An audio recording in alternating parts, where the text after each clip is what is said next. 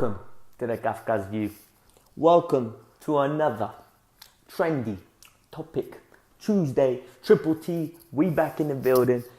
Yeah, boys, we lost the other day. We got humiliated the other day. But this is what being a football fan is. You eat some humble pie, you man up, and you wait for the next game. Malmo, here we come, let's go. So after humiliating losses, after travesties occurring, people are very reactionary. People always want change. People want something to be different. People don't want to ask the questions that are difficult to ask. Why is this occurring? Or how is this occurring? And in the long run, will this occur again?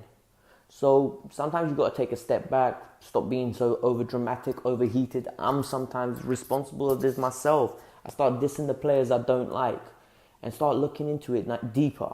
So the thing I did was, firstly, I looked at Mauricio Sarri as a character himself. So people say he's not a winner. That's a myth. That's an absolute myth. He took over from Benitez's Napoli, who finished 5th. The man finished 2nd, 3rd, 2nd in a league against Juventus, each year exceeding the points he reached in the previous. So he reached 82, 86 and 91. Somebody tell me how 91 points in that league didn't win him the league. Because Juventus are a juggernaut. Guys, you need to respect what he achieved. Put some respect on his name and appreciate what we have. He's trying to build something. So the way I'm going to illustrate to you why he's not capable of building what he's trying to build is by comparing his team now to his Napoli team when he left, or that 91-point team. So let's do it.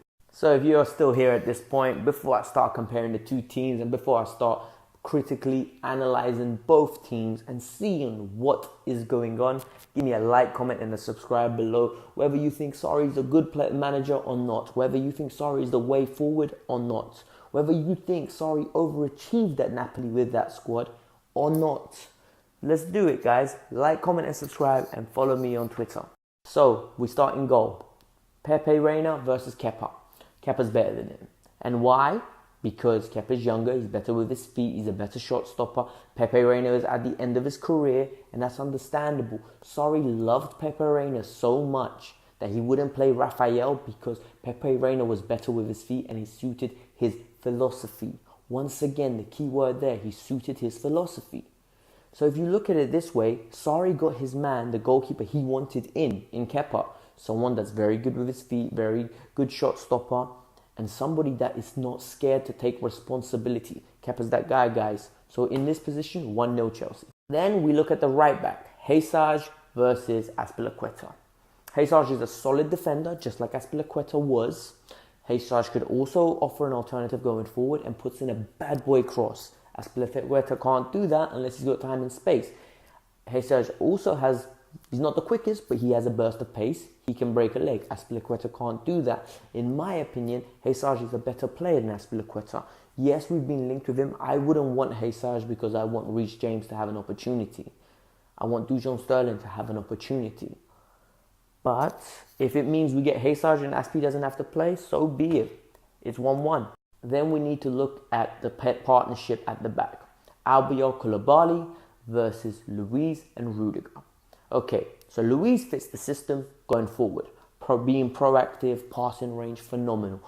He might even be the best out of the 4 I'm offering in doing that. However, defensively, arguably, in my opinion, he is 3rd out of the 4th.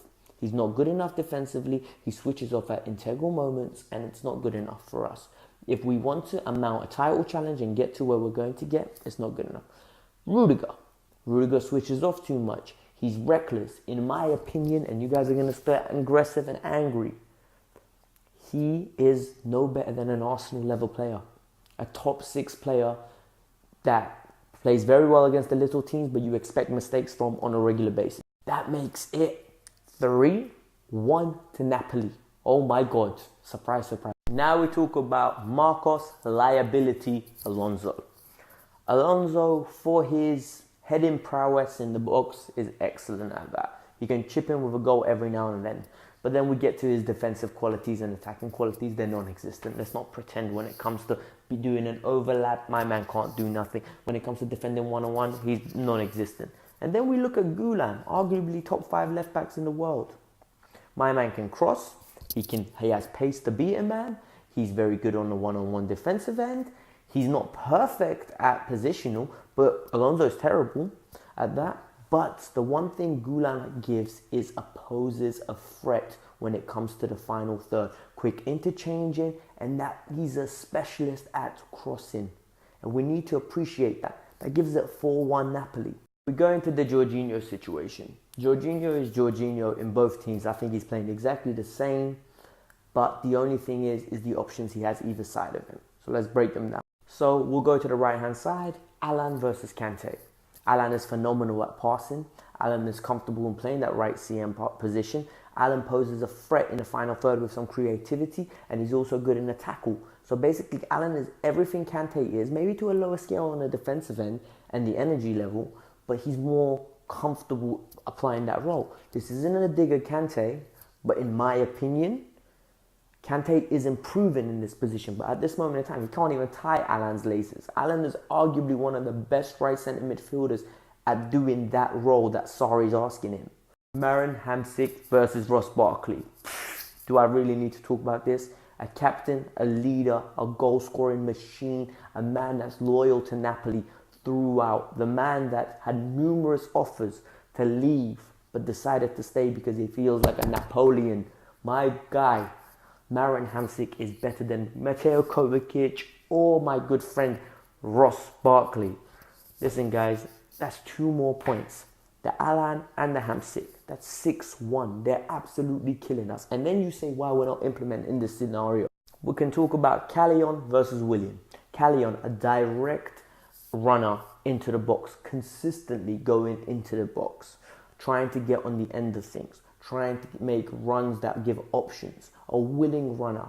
You have Willian, who doesn't know what he is. He's very good when the game is open and he's like dribbling in and out of players like they're cones. But when he has time and space and he has to decide what he's going to do, head this chicken, brain dead, doesn't know what he's going to do. He literally can't pass 5 yards from near him when he has time and space. The guy is so instinctive, it's ridiculous how he's made it this far in his career. I don't understand. For me, Callion's better than Willian in what Sarri wants them to do. He wants them to score goals. He wants that supportive winger. Callion is that perfect opportunity, a willing runner. Mertens or Higuain, we'll give it to Higuain in this case. So Chelsea have only won 2 of those rounds.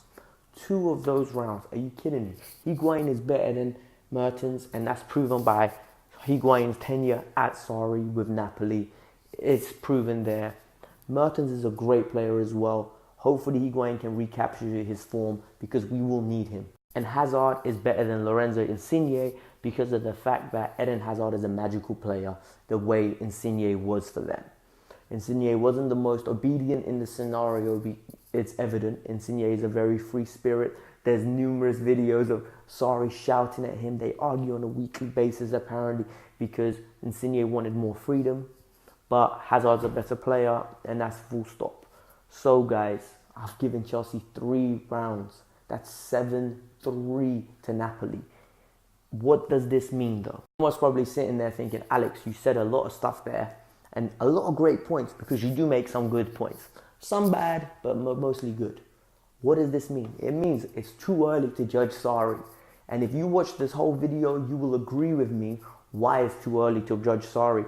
This isn't his players, and next season, if he makes it to there, and I can't believe I'm saying if he makes it to there, he will show us why we brought him in. We need to give him time. We're going from a defensive, pragmatic managers to a proactive manager with defensive players.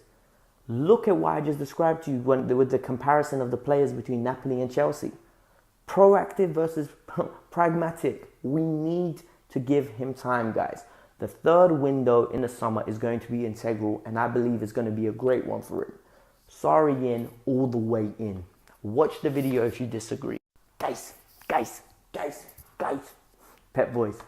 Look, I know you lot enjoyed it. It's another Trendy Topic Tuesday brought to you by the Kafka's You, Mr. Kafka's You.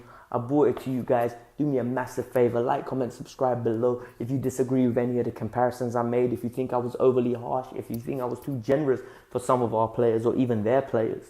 So tell me whether you enjoyed the video even, what I can improve for next time. And that was the Kafka's You. I'm out. See you guys till next time.